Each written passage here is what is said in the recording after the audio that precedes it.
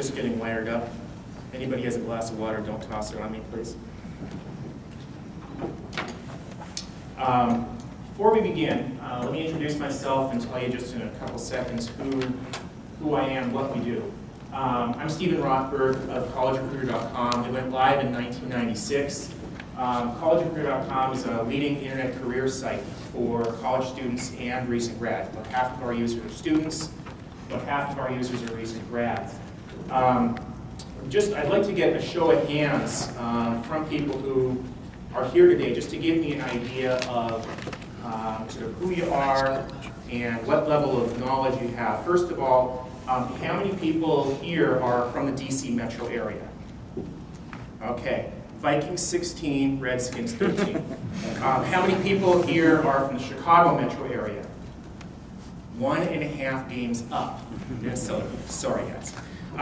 In all seriousness, how many people here have been to MySpace, Facebook, Yahoo 360, any of the social networking sites?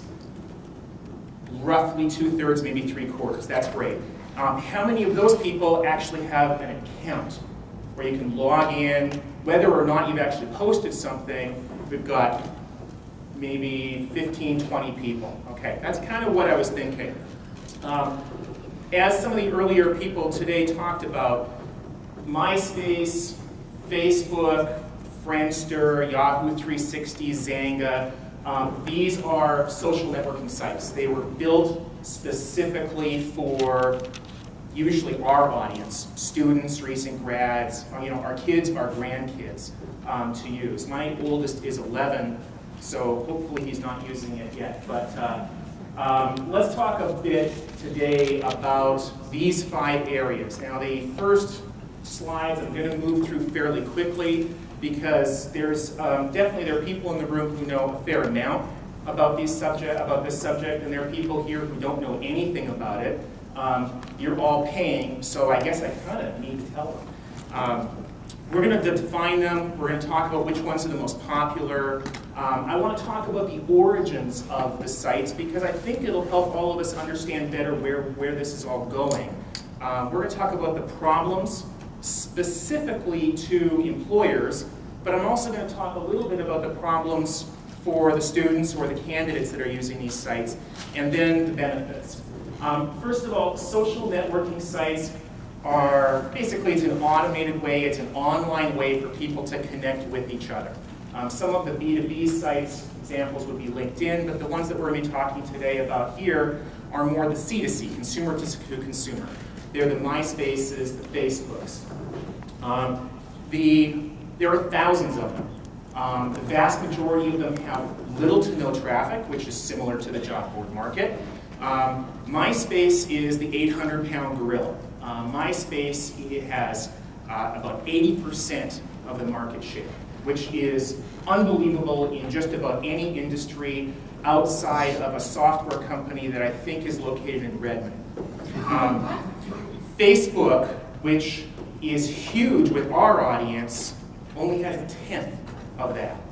So disparity is enormous. Then there's another huge drop-off to Xanga, which I rarely hear people talking about, and then Yahoo 360, which I almost never hear people talking about. Everybody else has less than 1%. Top internet sites. This list varies somewhat depending upon which source you're looking at, whether it's ComScore or whether it's Alexa. But in general, you're going to see MySpace right up near the top. There was a publication or a survey that came out, I think about 2 months ago, that actually listed MySpace first. It was bogus. MySpace is no more, it can't be first. Yahoo, and then Google, and then MySpace. What they did with Yahoo was that they took each different section of Yahoo, Yahoo Mail, Yahoo Finance, etc., and they broke them up as if they were separate sites. Well, they're not. They're all Yahoo. So when properly combined, Yahoo is still the 800-pound gorilla for visits and for page views, and then Google and MySpace. Facebook, even though it only has a 1/10 of the users of MySpace, is still right up near the top. This is what MySpace looks like.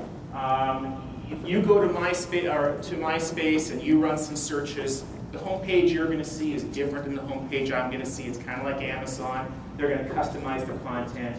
But the areas of the site that you're going to want to focus on if you're just starting into it are going to be up near the top right-hand corner, where you can run a search on the web or in MySpace. If anybody has a clue why they're encouraging you to run a web search rather than a MySpace search, I would love to talk to you.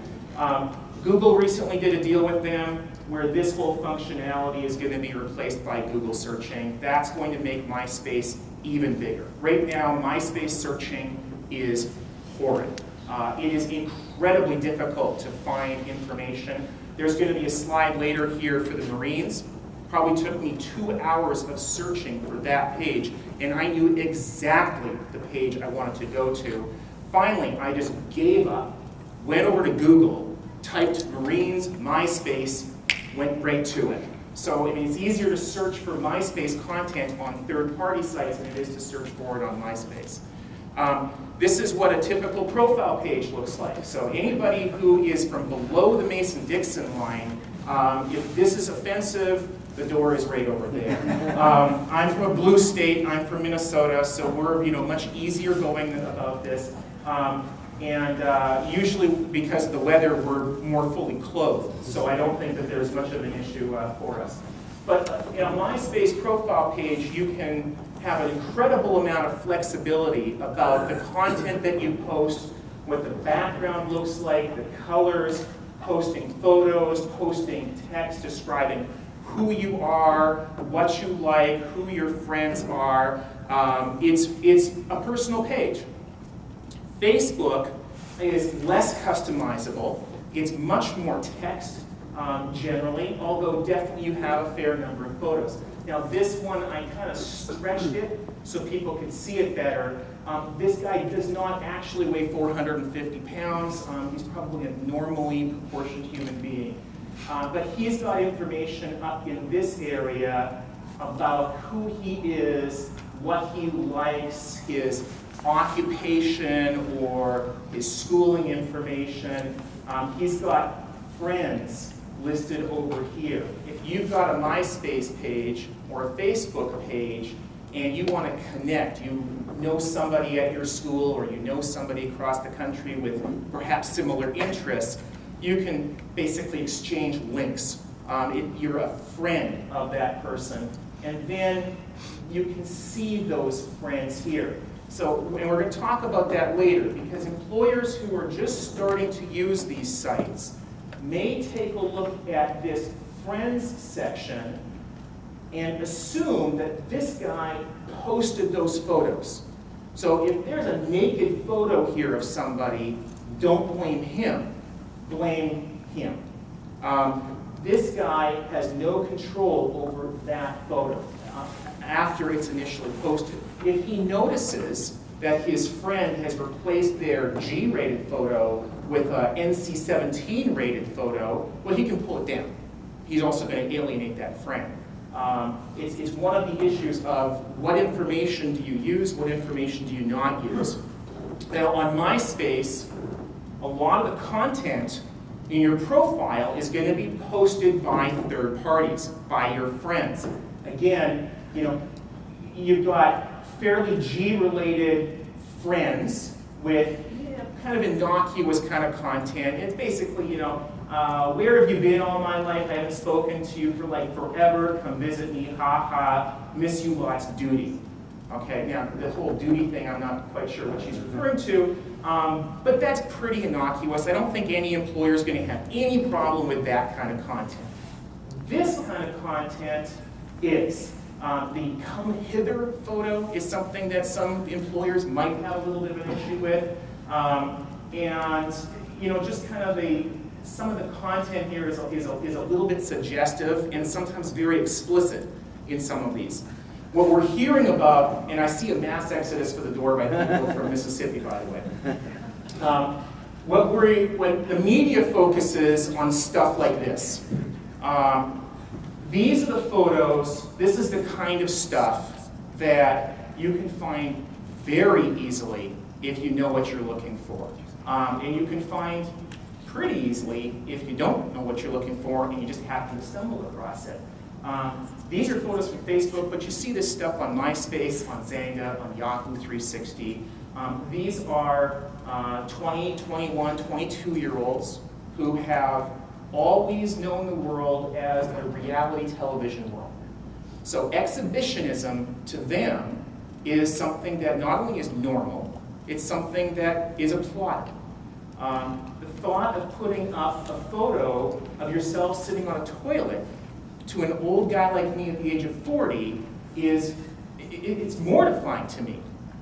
But to her and her friends, it's like, what's the big deal? First of all, it has nothing to do with employment, they think. And second of all, she's fully clothed. So what if she's sitting on a toilet? It could have been a chair. So what's the big deal? Well, the big deal is that most of the people in this room would say it's a big deal. So just simply because of that, they should and are getting smarter. You're seeing a lot of this content being pulled down from Facebook. The career service offices are doing a very good, very proactive job, but it's like leading a horse to water. If that horse doesn't want to drink, then, well, maybe it'll drink out of the toilet. But if that horse doesn't want to drink, then you can't really force them. Photos like this, some employers in the room are not going to have a problem with that. But let's say that this guy's 20, and he's got, you know, at least one, is there 2 beers? Joel Cheesman's a beer expert, so he can probably identify this better than I can. If you're Enterprise Rent-A-Car, one of our clients, and you see a photo of a 20-year-old who's applying for an internship in Parting On Lane, is that going to be somebody who's at the top of your list? Probably not. So something that, to me, personally, is like, what's the big deal? To some employers, it is a big deal.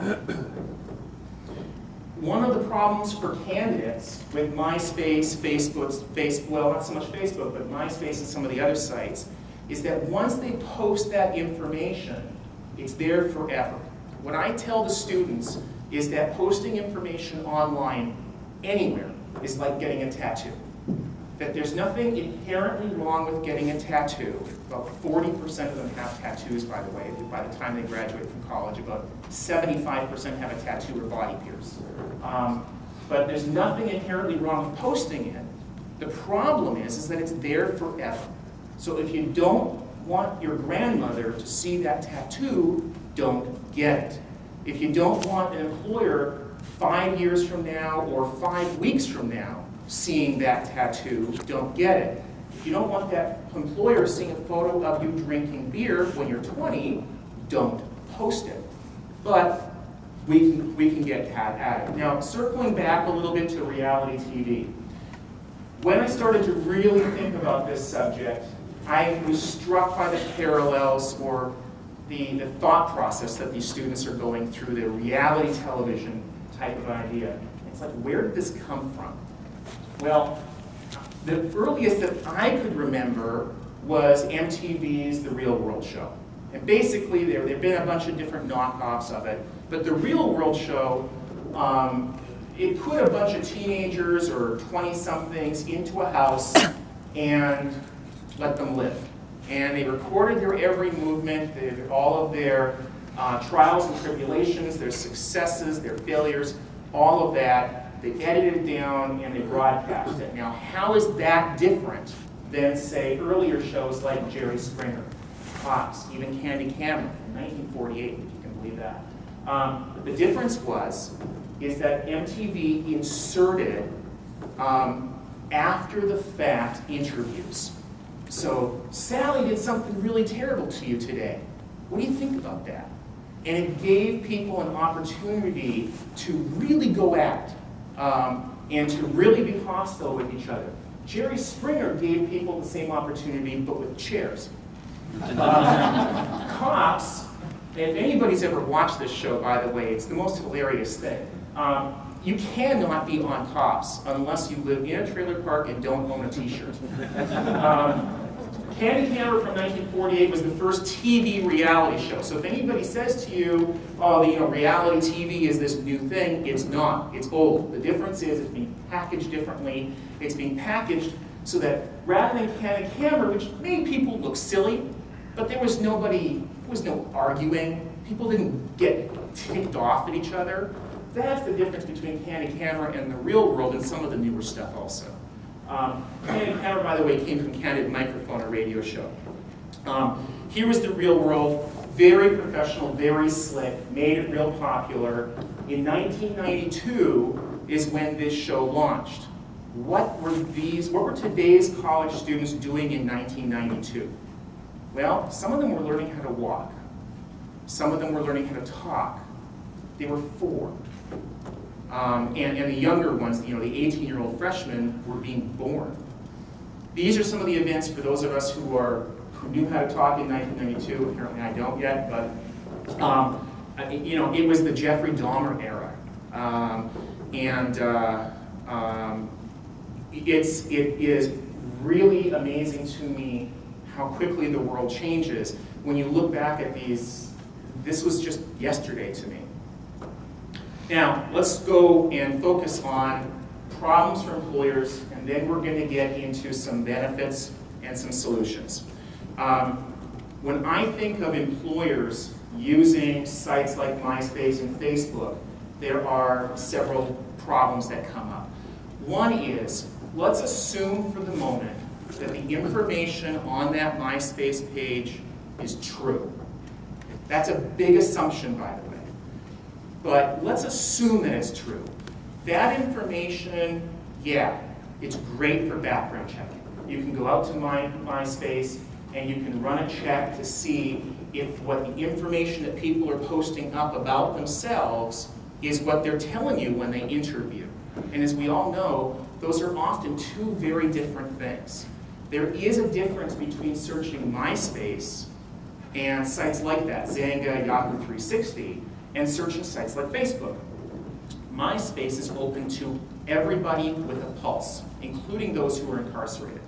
Facebook is basically set up so it's a different site for each community, is what they call it. It started off school by school, college by college. Then it was high school by high school. And now it's corporation by corporation. So whether your corporation has agreed to have a Facebook site or not, if it's a larger corporation, there's a decent chance that your company has a Facebook site and that some of your employees have logged in. All they need is a company email address, and they're posting information about what they do at work, and they think that the only people who can see that information are other employees. And generally that's going to be true, not necessarily, because anybody with a company email address can access that information. So contractors, consultants, people on your board, those sorts of people that you might have handed out company email addresses to are going to be able to see what some employees might think of as being private. The issue with these schools, high school, college, etc., is that if you went to that school, chances are for about $100 you can get an email address for that school. So let's say you recruit real heavily at the University of Virginia, and you're an alum, or one of the interns in your office works there, or goes to school there rather. You can access Facebook and search all of the profiles for people at the University of Virginia. So can the campus police. So can healthcare providers, if they've got people who went to University of Virginia. So can your parents. So can the staff and faculty of the school. It is not just for students. And yet the students mistakenly perceive it as being private, just for them. That expectation of privacy is what distinguishes, in my view, MySpace from Facebook. When people post stuff to MySpace, they don't expect that it's going to be hidden, that their parents can't see it. Was there a question? No. My Facebook, there is a perception of privacy, and I counsel employers strongly not to use Facebook for excluding candidates from the hiring process. And the reason is, if you're recruiting heavily on campus, or through posting jobs, or resume searching, or targeted emails with sites like ours, and you go out and search Facebook and exclude candidates from the hiring process, you ding them in a background check, that is going to get around on campus like wildfire. And those 22-year-olds are going to be much more likely to follow in the path of their peers, to accept their peers' opinions about what is right and what is wrong, than old guys like me. MySpace is just not that issue, because anybody can use it. Students also, this is Gen Y, or I call them Gen W for wireless actually, they have this mistaken impression that there is a bright and solid line between their personal lives and their work lives. And maybe I felt the same way 20 years ago. I don't now, and I don't think most people in this room would. That's why we have background checks. That's why we check references. But they feel that if they're posting a photo of themselves drinking, and Enterprise Rent-A-Car goes out and takes a look at that, Enterprise Rent-A-Car is going to say, oh, that's okay. That was on a Friday night. As long as he's not parking cars, what do we care? Well, they should care, and they do care, and the students haven't really grasped that yet. So you need to be cautious about that issue. Now, let's talk about if the information is bogus. I'm a student. I think that the only people who are going to see my profile are a couple of hundred of my closest friends on campus. So I post stuff up there just to get a rise out of them, just for kicks and giggles. Maybe I only post it up for a couple of days. You, as an employer, just happen to hit that page at the wrong time. But it's all tongue-in-cheek, and their friends know it's all tongue-in-cheek, but we don't. We don't know what's real and what's not real. If it's bogus information, and it's on MySpace or Facebook, is that the kind of information that we should be using to exclude candidates from the hiring process? If it's a joke, and it was posted for their friends, and their friends know it's a joke, is that so bad? Well, I think some employers would say, you know what, they shouldn't be posting this stuff at all. That is a mark of a lack of judgment. And we don't want to hire people who would have such a lack of judgment. And I would say it kind of depends upon the position. If you're hiring somebody for a fairly entry-level position where they're going to mature and they're going to learn what's right and what's not right, big deal. It depends on what the information is. If it's something that is just clearly over the top, then get a life. We all need to have a sense of humor, and we should be able to look at that and say, okay, fine. Now, what about information that's bogus and posted by a third party? It's not so much of a problem on Facebook, because in order to have a page on Facebook, you have to go to that school, you have to have an email address, or you have to have been an alum, or in the campus police, or whatever. It's much easier to track down bogus pages, where I create a page for Ben, and make Ben out to be, you know, the next coming of Genghis Khan, which actually he is, so it wouldn't be bogus. Can you tell what's real and what's not real? Well, if I have Ben's photo, I can post anything I want about Ben at MySpace. And somebody who comes out and says, well, we want to hire Ben away from David, are you going to be able to tell what's real and what's not real, what was posted by Ben, and what was posted by Ben's ex-girlfriend who has a vendetta against him because he didn't call her the next morning like he said he was going to? Very dangerous. Not dangerous in the sense that it's going to get you into trouble tomorrow, because realistically, how's Ben ever going to find out that you dinged him from the hiring process because of his page that his ex-girlfriend created that you didn't realize it? He's going to get a rejection letter saying, you know, like the Chinese ones, like, thank you very much, go away, don't slam your door on the way out, but please refer all your friends. You know, that's not the problem. The problem is if Ben is a star, if he's an incredibly highly qualified candidate, and you just got rid of him because of a page his ex-girlfriend posted, you've just cost yourself a star. And that is dangerous. There are legal issues involved. Now, I had the good fortune of communicating with a guy named George Lenard, L-E-N-A-R-D. He's a blogger. He writes an excellent employment law blog called George's Blog. If you want to look at it, just go to Google and type in George's Law Blog. I think that would probably come up very well. I think it's George's blawg.com is how he does it. But it'll come up. I was talking with him about these issues and what kind of legal issues there are surrounding this. And between the two of us, mostly him, I'm a lawyer by education but fully recovered. We came up with a few different legal issues. One is there's a great potential for a discrimination lawsuit. You see the person's profile, you're virtually always going to see their photo. Now, a lot of recruiters don't like to see photos before they interview people because of issues of gender discrimination, race discrimination, whatever. Maybe I'm naive. Personally, I don't think it's that big of an issue because as soon as you interview the person, you're going to see that anyway. So maybe it excludes them potentially at the beginning of the hiring process, but you know what? If you work for a racist organization and your organization isn't going to hire black people, whether they get an interview or not, you're not going to hire them. So you're going to be open to that kind of a lawsuit anyway.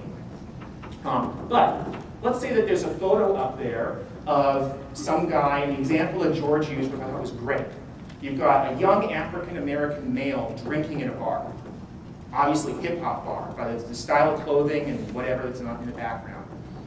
Are you going to look at that photo the same way that you would a young Caucasian male who's drinking in a suburban sports bar?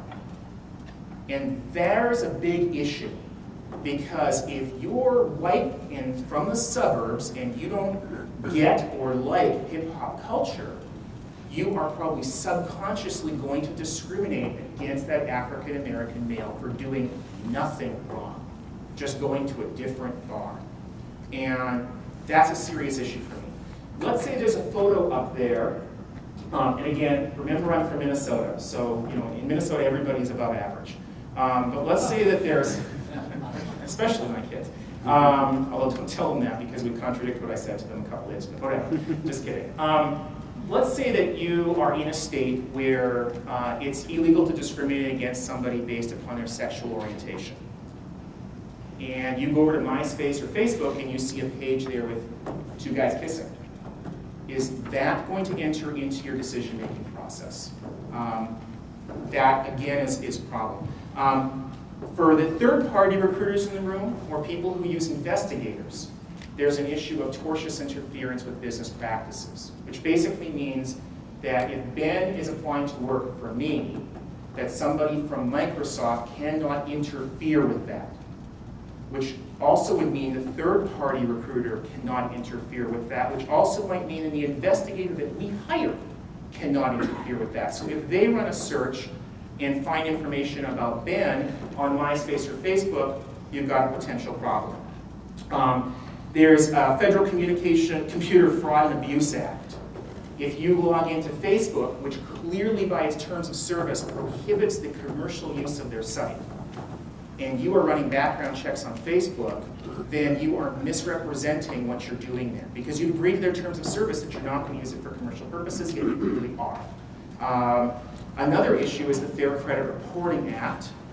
If you're going to run background checks of people, which is what you're using the sites for, then you need to disclose that. If you don't disclose that, you've got a problem. Now, despite those bad things, I think these sites are awesome. I want my kids to use them when they get older. I want you guys to use them. But the way I want you guys to use them is to include candidates in the hiring process, not so much to exclude candidates from the hiring process.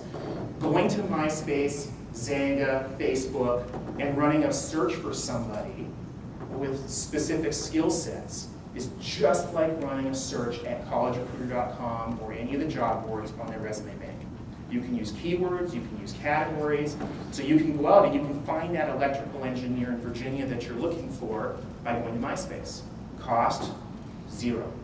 We've heard a lot today and yesterday there was another conference for job board owners about the problems with diversity sites. Well, try MySpace, try Facebook. Candidates essentially can advertise their availability just like they can with a job board. They post their resume to a job board, they post a profile to MySpace. Employers can advertise your opportunities, like the Marines. This is one of the most heavily visited pages, employment-related pages, I should say, on MySpace. This is the one that took me 2 hours to find. You'd think that this would have been easy to find. It will be in a few months once Google takes over that part of the world also. But the Marines are getting hundreds of enlistees.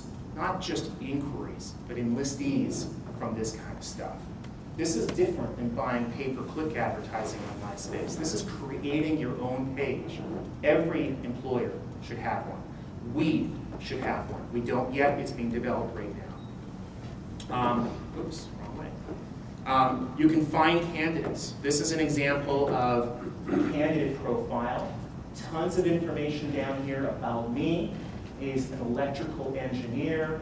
I think that, yeah, right here, he lives in Norfolk. So if you're in Virginia and you're looking for an electrical engineer, you type in those keywords, our buddy comes up, and you contact him. Here's an example. I think this one was from MySpace. Goes to Old Dominion University. So let's say that you're doing college recruiting, and your college recruiting office or the higher-ups or whoever makes that decision says, you know what, we only want to look for people at Old Dominion. Or that's just one of our target schools. Well, there you go. Old Dominion, you can type in that as a keyword. You can see that he's graduated. You can see what his major is. He's got a minor in physics. You can see what his current classes are, where else he's attended school. You can also see that he's straight, you know, which is, you know, again, in Minnesota is a bit of an issue. But that's neither here nor there.